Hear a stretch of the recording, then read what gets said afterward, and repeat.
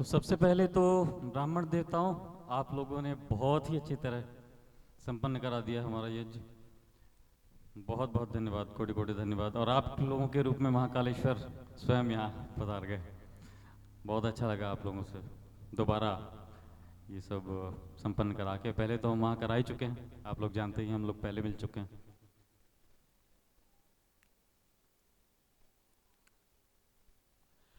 मेरे विश्व कुटुंब के सभी 800 करोड़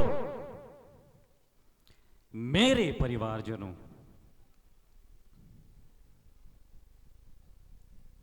इस चराचर जगत के अन्य सभी योनियों के मेरे परिवारजनों, मां प्रकृति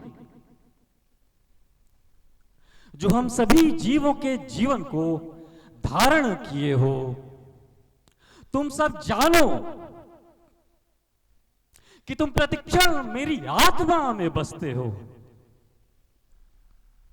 मेरी सांसों में, मेरी हर धड़कन में, मेरे रोम रोम में, मेरी हर सोच में तुम हो। मेरा हर शब्द तुम सबके कल्याण के लिए है। मेरा हर कृत्य, हर कर्म तुम सबके साथ न्याय करने के लिए है।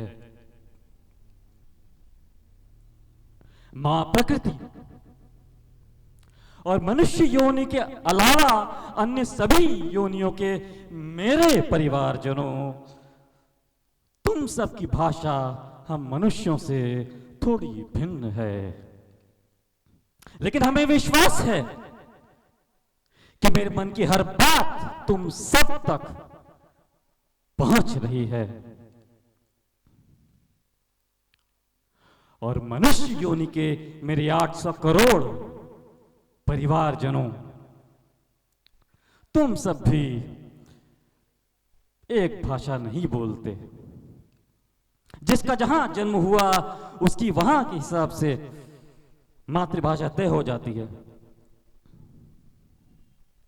मेरा जन्म भारत देश उत्तर प्रदेश के एक परिवार में हुआ, इसलिए मेरी मातृभूमि हिंदी है। इसमें मेरा कोई नियंत्रण नहीं है। लेकिन आने वाले वर्षों में, आने वाले समय में मेरे हाथों से जो होने जा रहा है इस संसार में, उसका तुम सबके जीवन पर प्रभाव पड़ने वाला है। इसलिए तुम्हारा अधिकार है कि तुम सब सीधे मेरी भाषा में मेरी बातों को समझ सको। गूगल ट्रांसलेट और अगर दूसरे ट्रांसलेट ऐप से कहां तक मेरी बातों को समझोगे, भाव नहीं समझ में आएगा। और हिंदी अत्यंत सरल भाषा है, 2-4 महीने की बस बात है, अच्छे से समझ में आने लगेंगी सारी बातें। तो मेरी हाथ जोड़कर तुम सबसे प्रार्थना है हिंदी सीखने के लिए। कृपया तुम सब हिंदी सीख लो। मेरा किसी लैंग्वेज पॉलिटिक्स से कोई लेना देना नहीं है। मेरा इस संसार की किसी भी तरीके की पॉलिटिक्स से कोई लेना देना नहीं है। मेरी ये विवशता है कि हम एक साथ इस संसार की हजारों लाखों भाषाओं में बोल नहीं सकते, लेकिन तुम सब मेरी इस एक भाषा को अवश्य सीख सकते हो।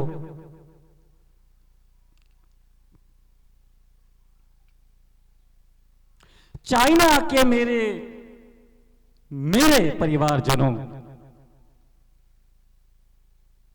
तुम जानो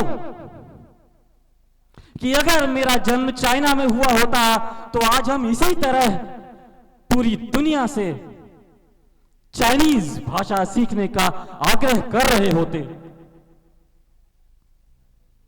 सऊदी अरेबिया, ईरान के मेरे परिवारजनों, तुम जानो कि अगर मेरा जन्म सऊदी अरेबिया, ईरान में हुआ होता तो आज हम इसी तरह अरबी, फारसी सीखने के लिए पूरी दुनिया के सामने हाथ जोड़ रहे होते। रशिया के मेरे परिवारजनों, तुम सब जानो कि अगर मेरा जन्म रूस में हुआ होता तो हम इसी तरह रशियन सीखने के लिए पूरी दुनिया के सामने करबद्ध खड़े होते। अमेरिका के मेरे परिवारजनों, तुम सब भी जानो कि अगर मेरा जन्म अमेरिका में हुआ होता तो हम इसी तरह पूरी दुनिया से इंग्लिश सीखने का आग्रह कर रहे होते। बोलते तो हैं हम इंग्लिश, लेकिन जो हमको आने वाले जीवन में करना है इस संसार में, वो तो हिंदी से ही संभव है, वो तो मेरी मातृभाषा से ही संभव है, अन्य किसी भाषा में संभव ही नहीं। इसलिए मेरा हाथ जोड़कर तुम सबसे निवेदन है, हिंदी सीख लो।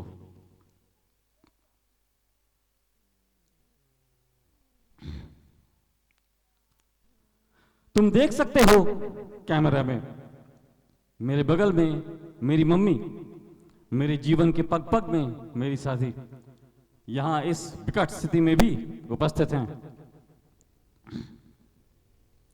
इनके बारे में हम कुछ बताना चाहते हैं पूरे संसार को।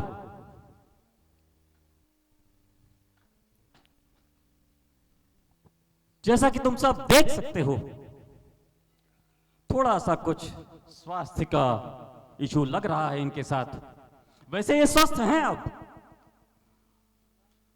लेकिन हुआ यूं कि आज से 25-30 साल पहले इनको एक ऑटो इम्यून डिसऑर्डर हो गया। रूमेटॉइड आर्थराइटिस कहते हैं उसको। अब तो ठीक हो गया, लेकिन जाते जाते जितना जो कर सकता था कर गया। ऑटो इम्यून डिसऑर्डर क्या होता है यह समझाना बहुत ज्यादा जरूरी है। हम सबके शरीर में रोग प्रतिरोधक क्षमता होती है, इम्यूनिटी पावर। हमारे शरीर की अपनी आर्मी जो लड़ती है आने वाले किसी भी शत्रु से। लेकिन अगर वही आर्मी पलट के हमारे ही ऊपर आक्रमण कर दे तो फिर हम कहां जाएं? रक्षक ही जब भक्षक बन जाए तो फिर मनुष्य कहां जाए? बस यही हुआ इनके साथ। और इसका परिणाम यह हुआ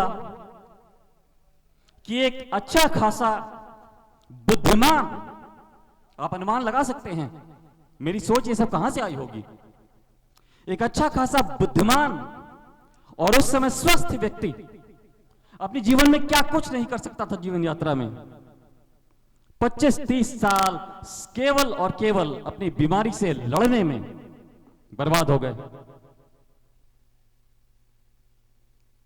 क्या क्या संभावनाएं नहीं थी। 25-30 साल का समय बहुत होता है। एक स्वस्थ, बुद्धिमान, सही सोच वाला व्यक्ति संसार में क्या नहीं कर सकता इतने टाइम में। इन्होंने केवल बस अपनी जो बीमारी से वो लड़ाई जो लड़ी जाती है बस वही लड़ी है। ये हम